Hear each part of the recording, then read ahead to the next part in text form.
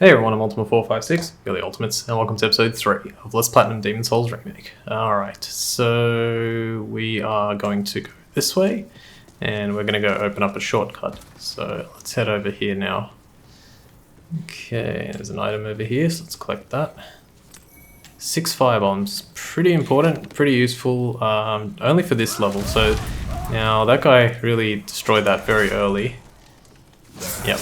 So if he had destroyed it slightly later and allowed this guy, and there's the mail breaker that I was talking about as a drop, if he had destroyed it slightly later and allowed this guy to get closer, after he destroyed it, he would have killed himself, and the other guy would have run it onto the fire and killed himself as well. So just letting you know that you might not even have to use a soul arrow there to kill that guy.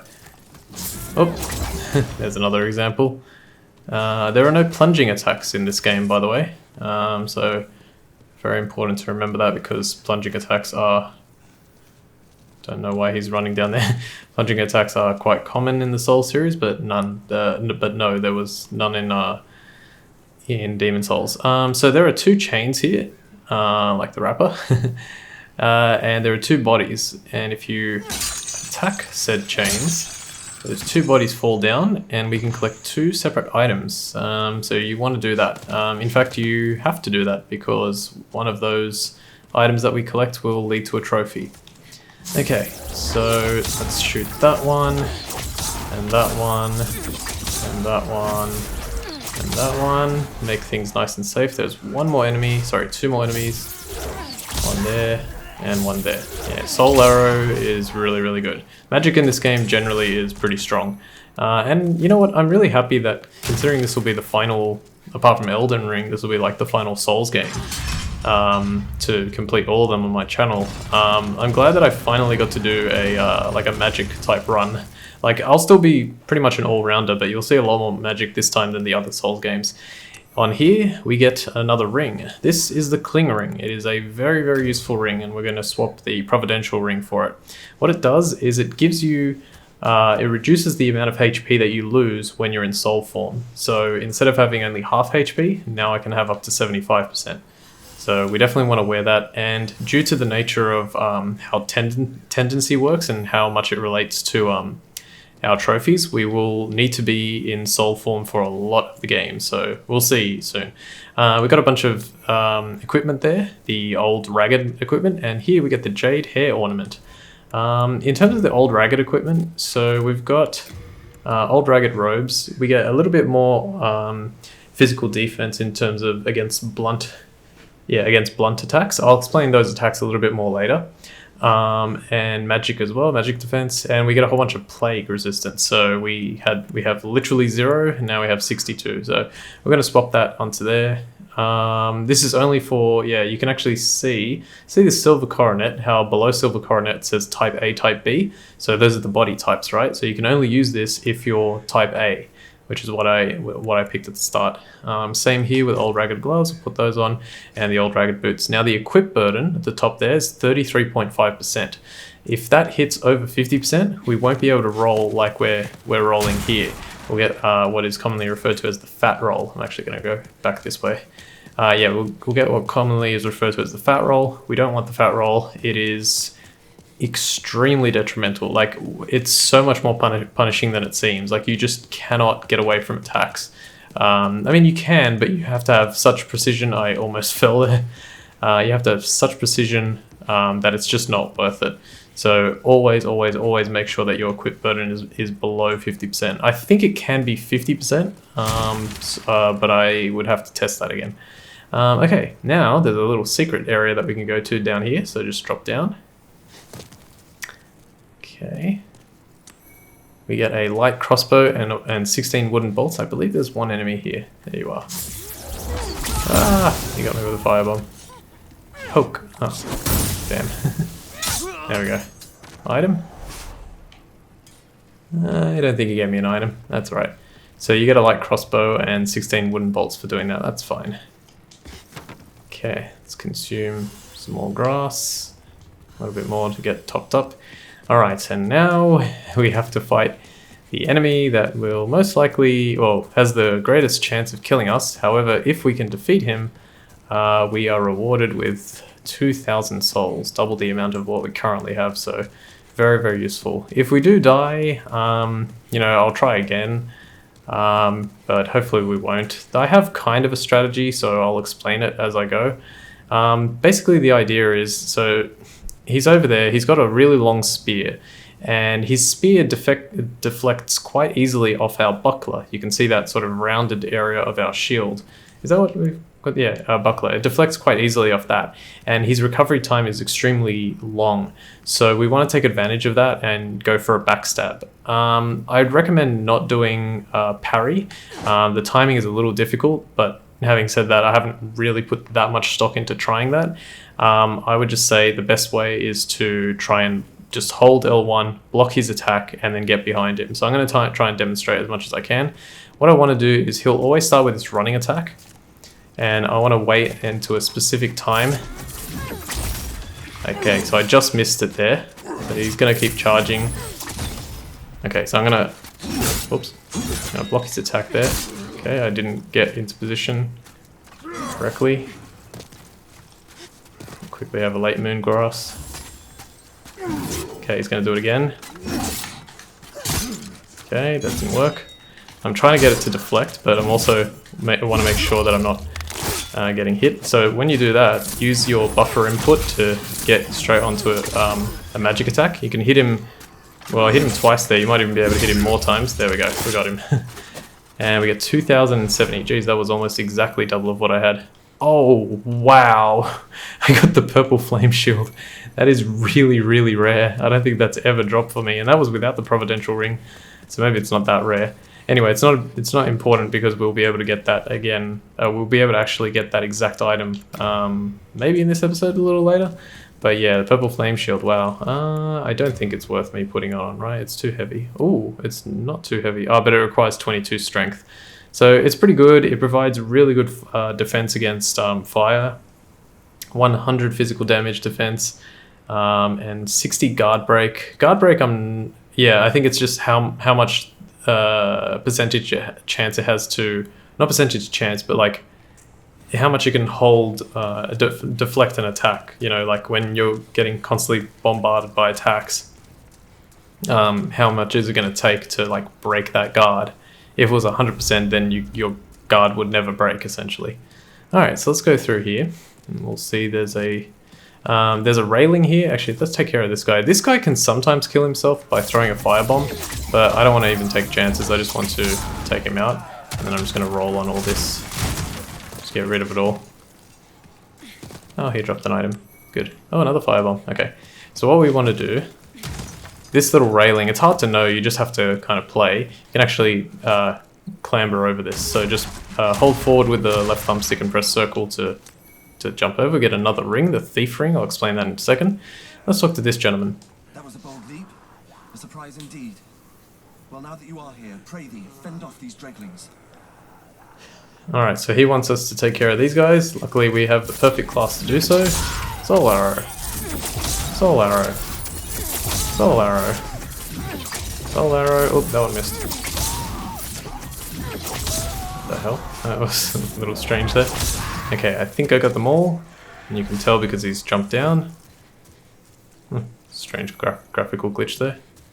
And now, yeah, give me a second. Did I pick up? It's so dumb. Did I pick that up? I have to go back and check, but I'll check later. I'm sure I picked the, yeah, I did. It's okay. The item behind the guy that I killed with the spear, the purple flame shield, I wasn't sure if I picked it up. Alright, let's talk to him. My thanks for your brave rescue. I am Ostrava of Boletaria. Accept this as a token of my gratitude. And he gives us a brass telescope. Let's talk to him again. Take my leave. There is something I must do. Okay, so Ostrava is an NPC in this game that we kind of need to help. So what we're going to do is we're going to go over here. Hit this guy with a spell, poke him. And then we're going to hit this guy with a spell. Try and make sure you don't hit Ostrava. It doesn't really matter, but it's better if you don't. How far I venture, only the soul-starved remain. Is there a single sane person left in Boletaria? Okay, so he's talking about that. We want to keep him alive, so let's see if we can take care of this guy. This guy's a little A little troublesome. Oh, he turned around. You definitely don't want to deflect. Oop. You definitely don't want to deflect against this guy. You most certainly want to use Soul Arrow. I think I just hit a Strava there. Look how much damage it's dealing. Yeah, Jesus, that was so easy. Alright, grab the Lateman Grass, grab Scimitar. The Scimitar is actually a better weapon than what we have. Yeah, see, this is weird. So we've been learning how to like vault over things, but we can't vault over that little thing, which is just essentially for convenience. So a bit strange. But I guess they designed it in such a way that it's like, okay, if you can leap over it, most likely it'll lead to a new area. So it's probably more related to exploration rather than convenience. But it is odd that they made that design choice. And obviously that is exactly as it was in the original game. The Blue Point games, I remember seeing like an interview, and this is kind of the sentiment that is shared amongst all of the developers of game developers that choose to remake games. They always want to stay traditional. They don't want to change pretty much anything. Like I think they changed a few things. They changed how world tendency works. And they changed the drop rate of one of the items that was just insanely rare. I think that's all they did. I'm pretty sure about the world tendency thing. I have to double check that, but yeah. All right, here you get 3 Heartstone shards and 3 Sharpstone shards. They basically help you upgrade your equipment. I don't know how much we're using that throughout this playthrough. We definitely will be using it, but I'm not sure how much. Let's switch over to the Scimitar, because the Scimitar does a little bit more damage, and it also has the added bonus. Oh, good, yeah, stay there, don't move. It also has the added bonus of being able to bleed. So if you look down there, it says additional effects. So attribute requirements at the bottom, then attribute bonus above that, and then additional effects. That first icon stands for bleed, and it has I don't know, 120 units or 120 points towards bleed. I'm not exactly sure what that means, I guess, but the higher the number, the better. And what bleeding does in this game is it's a chance to hit an enemy, cause bleed, and then they take a small amount of damage over time. So it's like a dot in like an MMO. So damage over time, DOT, for bleed. Alright, let's avoid these guys. Being a little risky. Oh, how about this guy? Definitely want to use Soul Arrow more so on these guys. Do that right now, in fact. Okay, we want to be careful because that, yeah, I shouldn't have done that way, but whatever, it worked out. There's a guy firing at us from up above, so we want to be cautious of that. Let's try and take care of this guy over here. Beautiful. Yeah, you can see our MP very slowly starting to refill. It's got the fragrant ring, so it's very, very useful. Drakeling Shield again. Making good progress, yep. Might be able to get to the end of this stage before the end of this episode. Let's see. Yeah, these stages just go on for quite a while.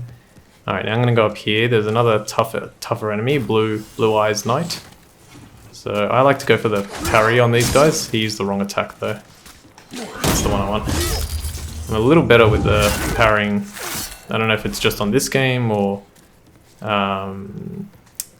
mainly because of the shield. Wow, he didn't die. I heard a very faint scream, but he didn't die. Roll, roll, roll. Alright. Good, good, good. Alright, now, yeah, so that's the way we have to go to continue. I'm going to head over here. I believe there is at least 1 or 2 more enemies that jump down from here.